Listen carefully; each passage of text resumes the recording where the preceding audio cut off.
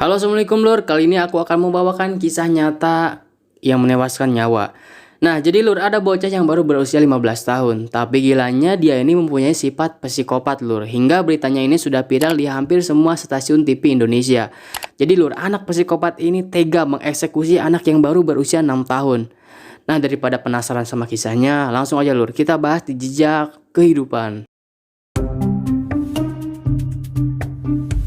Sebelum kita mulai, aku mau kasih tahu dulu nih Lur, bahwa aku rangkum kisah ini dalam bentuk alur cerita agar lebih mudah untuk dipahami. Yuk langsung aja ke ceritanya. Jadi Lur, di sebuah daerah sekitar Sawah Besar Jakarta Pusat, ada seorang remaja nih dengan nama kita samarin aja ya. Jadi Nurul. Nah, usianya ini baru berusia 15 tahun. Nah, Nurul ini tinggal di sebuah rumah yang sederhana bersama kedua orang tuanya. Nurul diketahui bersekolah di salah satu SMP yang ada di Jakarta. Di usianya yang sangat masih muda, Nurul ini diketahui sudah punya seorang kekasih yang usianya tidak jauh dari dia.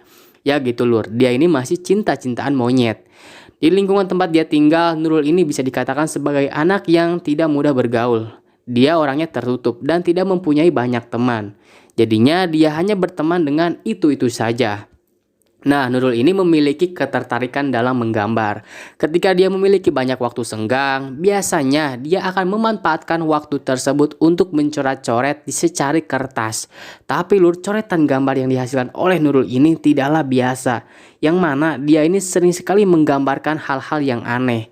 Nah, di dalam beberapa gambarnya tampak sekali nih, dia ini menggambar sosok perempuan yang diikat pada bagian tubuhnya. Dan gambar perempuan tersebut hanya ditampilkan setengah badan saja Lur. Yang dimana perempuan tersebut tampak mengenakan kalung hitam. Bahkan nih, pada gambar coretan gadis ini tertulis kalimat keep calm and give me torture, yang berarti tetap tenang dan berikan aku sebuah penyiksaan. Nah, udah muncul nih, kita tahulah jiwa psikopatnya. Lalu tidak hanya itu, Nurul juga kerap sekali menggambar pada papan tulis putih berukuran sedang, yang mana di dalam tulisan papan tulis tersebut berisikan curahan hatinya Lur. Nah, salah satu tulisannya ialah berisi I will always love you wa know, yang artinya aku selalu mencintaimu. Siapa? Tidak tahu siapa Lur.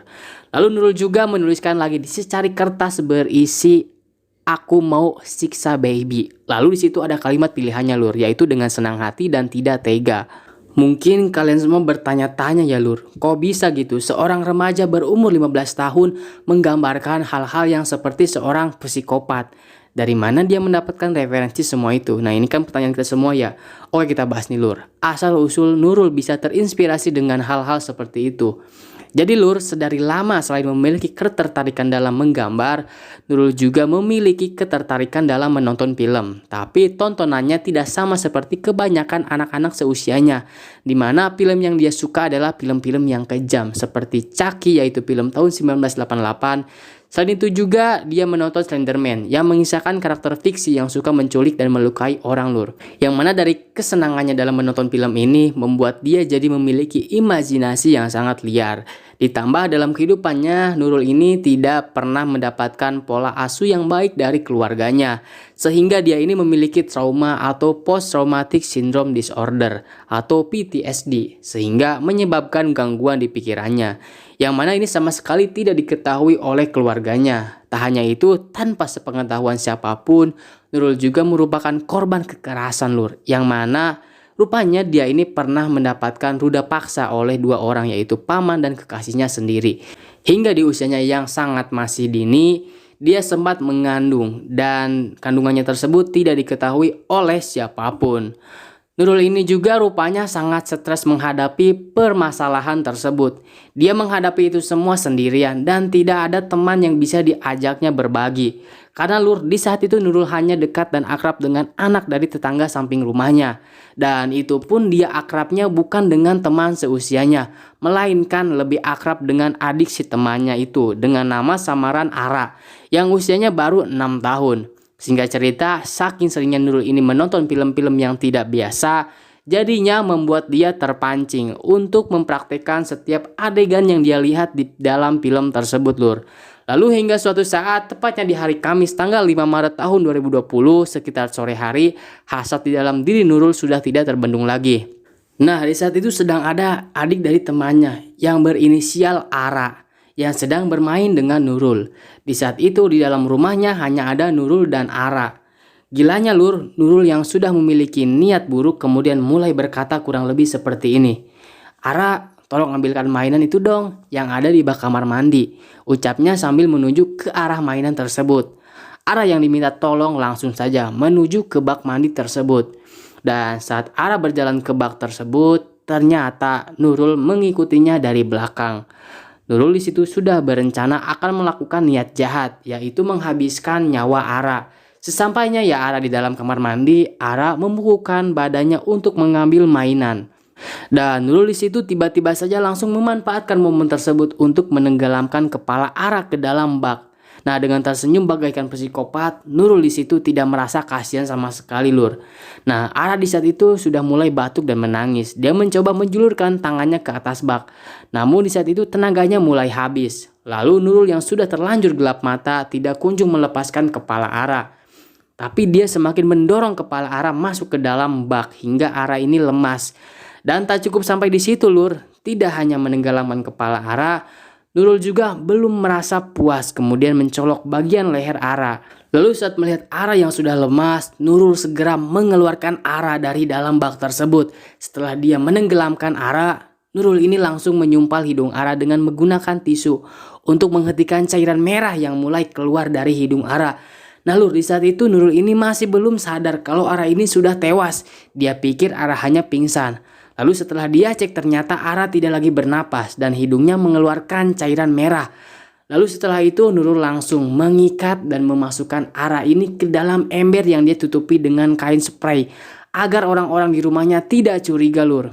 Gila, bayangkan ya, remaja sekecil ini ya, baru berusia 15 tahun gitu, bisa memiliki jiwa psikopat dan mengatur sedemikian rupa taktik untuk menghabisi manusia. Nah, lalu jasad Ara yang dari dalam ember bak tidak membuat orang tua Nurul curiga karena orang tuanya sekilas hanya melihat ember yang ditutup dengan spray. Lalu singkat cerita, karena hari sudah mulai sore, Nurul yang bingung harus melakukan apa terhadap jasad Ara, mulai itu menyusun rencana untuk membuang jasad Ara. Namun ternyata hal tersebut tidak jadi dilakukan oleh Nurul. Yang mana Nurul ini saat itu yang ingin membuang jasad korban memutuskan untuk memindahkan jasad Ara ke dalam lemari pakaian miliknya.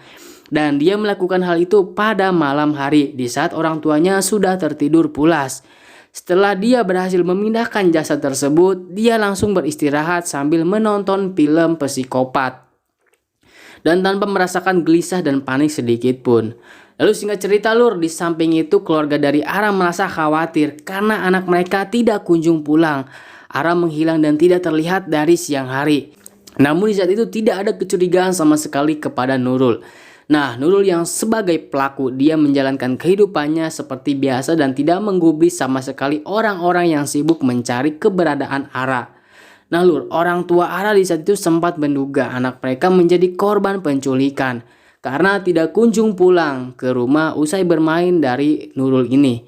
Orang tua Ara juga sempat menanyakan kepada Nurul tentang di mana Ara berada gitu. Namun saat itu Nurul ini hanya menjawab tidak tahu. Karena menurutnya Ara ini hanya bermain ke rumahnya sebentar doang.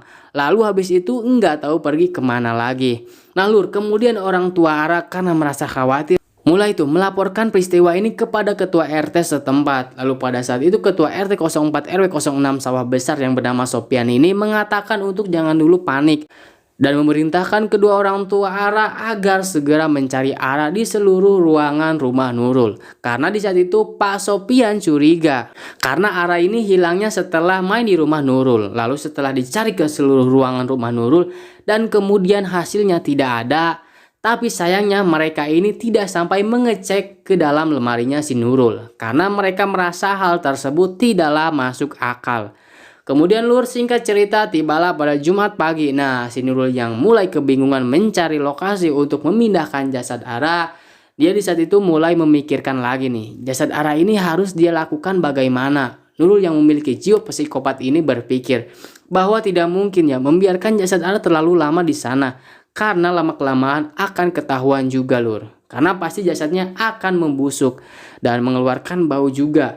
Lalu pada saat itu Nurul yang tengah bersiap-siap untuk berangkat sekolah, langsung tuh mengganti seragam sekolahnya dengan pakaian sehari-hari. Karena di saat itu dia mulai merasakan ketakutan dan dia berencana ingin menyerahkan dirinya kepada polisi. Lalu nggak lama kemudian, tanpa berbicara terlebih dahulu kepada kedua orang tuanya, si Nurul ini tiba saja datang melapor ke Polsek Metro Taman Sari. Remaja SMP berumur 15 tahun itu mengaku kepada polisi kalau dia sudah menghabisi nyawa seseorang, Lur. Namun pada awalnya laporan dari si Nurul ini dianggap candaan oleh pihak kepolisian. Lalu sampai akhirnya polisi dari Polsek Metro Taman Sari membawa Nurul ke Polsek Sawah Besar untuk diperiksa. Apakah benar laporan dari Nurul ini? Karenanya di saat itu pihak kepolisian mengiranya anak ini sedang bercanda atau sedang halu gitu, Lur. Yang jelas polisi di saat itu tidak percaya, Lur. Lalu setelah mendapatkan laporan tersebut, Polsek Sawah Besar langsung tuh menuju ke lokasi yang diakui oleh Nurul. Mereka datang ke kediaman orang tua Nurul dan juga bersama Nurul ini. Sesampainya di sana, orang tua Nurul jelas sangat kaget, terkejut. Mereka berpikir kenapa gitu, anaknya ini bisa bersama dengan polisi. Pasalnya orang tua Nurul ini tidak tahu kalau Nurul ini pergi. Dia taunya kalau Nurul pergi ke sekolah. Nah, kedatangan polisi ke kediaman Nurul kemudian dijelaskan oleh pihak kepolisian. Jelas orang tua Nurul di situ sangat bingung ketika pihak kepolisian menjelaskan kalau Nurul mengaku sudah menghabisi nyawa seseorang. Mereka tidak terlalu kaget dan mengira anak mereka juga sedang bercanda. Lalu akhirnya, Lur, mereka bersama-sama dengan polisi membuka lemari yang ditunjuk oleh Nurul, yang diakuinya sebagai tempat dia meletakkan jasad seseorang. Dan ternyata ketika diperiksa lemarinya dan dibuka nih, benar saja di sana ada sesosok jasad anak kecil yang dalam kondisi sudah membiru dan hampir membusuk. Nah, Lur, semua orang tercengang di situ. Keluarganya kaget dan berteriak. Mereka semua menangis histeris dan mereka tidak menyangka kalau apa yang dikatakan oleh anaknya itu ternyata benar. Lalu pihak keluarga Nurul langsung tuh berlari keluar melaporkan kejadian ini kepada keluarga korban, yaitu orang tua Ara. Di situ mereka sambil menangis menjelaskan kalau jasad Ara sudah ada di lemari Nurul. Keluarga Ara yang mendengar hal itu juga langsung berteriak, Lur. Mereka langsung berlari melihat apakah benar jasad anak mereka ada di dalam lemari Nurul. Dan ketika mereka melihat dan ternyata benar itu adalah jasad Ara yang dimana adalah anak mereka yang hilang sudah dari beberapa hari yang lalu. Mereka di situ tidak bisa berbuat apa-apa lagi, Lur. Dan jelasnya sebagai orang tua yang melihat anaknya sudah tewas membuat mereka menjerit histeris. Karena mereka tidak pernah berpikir kalau anak yang mereka sayang akan berakhir seperti itu. Dan mereka juga tidak menyangka kalau tindakan keji tersebut dilakukan oleh anak di bawah umur yang mereka kenal dekat. Dan pada saat orang-orang semuanya berteriak dan menangis, Nurul ini terlihat biasa-biasa saja, Lur. Dari wajahnya juga orang-orang bisa melihat bahwa dia ini merasa sangat puas karena telah melakukan aksi eksekusi tersebut. Di situ Nurul bermuka datar, tidak terlihat menyesal dan semacamnya lah. Rasa puas terlihat karena sudah menggapai keinginannya yang sesuai dengan apa yang sering dia tonton. Dan selama ini dia memang sangat ingin merasakan bagaimana jadinya kalau dia menghabisi nyawa seseorang. Dan semua sudah terwujud nih. Lalu pihak kepolisian langsung tuh mengevakuasi jenazah Ara untuk kebutuhan otopsi. Nurul juga diamankan. Tapi karena dia masih di bawah umur, maka polisi memperlakukan dia dengan sangat baik, Lur. Nah, di saat itu Nurul dimintai keterangan tentang motif apa yang mendorong dia melakukan hal keji tersebut.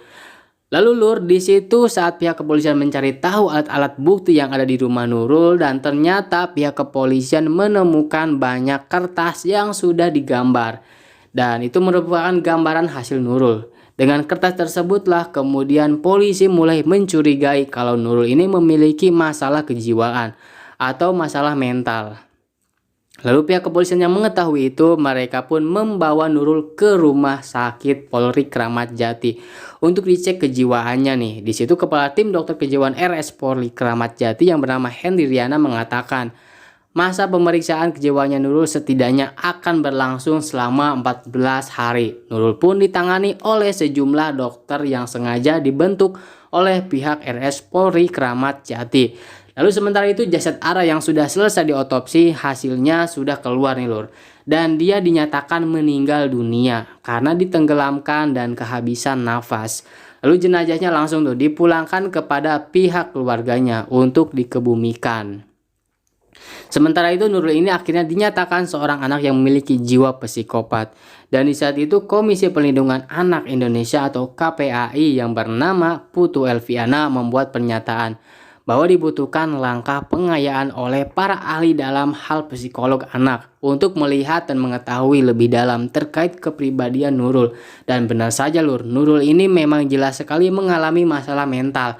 Dan tidak hanya itu, dari hasil pemeriksaan juga pihak kepolisian akhirnya berhasil mengungkap kalau Nurul sudah pernah diruda paksa oleh paman serta kekasihnya. Yang mana hal itu juga ternyata kemudian ditindaklanjuti oleh pihak kepolisian. Pihak kepolisian langsung tuh mengamankan paman Nurul dan juga kekasihnya. Dan tidak hanya itu, berdasarkan dari keterangan Nurul, akhirnya terungkap yang mana pamannya yang meruda paksa dia ternyata merekam aksi ruda paksanya dan mengancam akan menyebarkan video tersebut jika Nurul melapor ke polisi. Nah, Nurul di saat itu tidak berani melapor dan memilih untuk memendam ketakutannya. Lalu usai mendapatkan keterangan dari Nurul, polisi pun langsung meminta keterangan dari para pelaku yang sudah meruda paksa Nurul. Yang mana dicurigai sifat psikopat Nurul ini dikarenakan dia mengalami depresi atas apa yang dia telah terima dari dua orang yang meruda paksanya. Lalu kemudian Nurul ini pun dirujuk ke Balai Anak Handayani Jakarta untuk mendapatkan rehabilitasi sosial. Lalu psikolog yang bernama Handayani telah melakukan beberapa terapi kepada Nurul. Setelah itu kondisi Nurul sudah menunjukkan perubahan ke arah yang lebih baik secara fisik dan psikis, sosial maupun spiritual. Kondisi fisiknya tampak sehat dan sudah mampu menjaga kebersihan dirinya. Lalu secara sosial, Nurul mulai terbuka dengan petugas untuk menceritakan permasalahannya. Dan dia juga merasa sangat nyaman berada di balai tersebut. Dan dari beberapa gambar yang ditemukan oleh pihak kepolisian, terlihat gambar-gambar tersebut adalah gambar-gambar mengerikan yang menjadi clue dari awalnya kasus ini. Dia ingin merasakan menjadi seorang eksekutor untuk menghilangkan nyawa seseorang.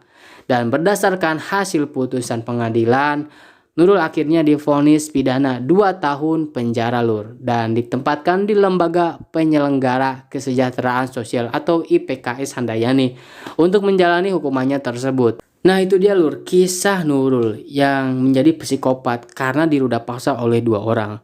Tolong lur, komen apa pembelajaran yang bisa kita dapat dari kasus yang satu ini. Sampai jumpa di video selanjutnya. Terima kasih.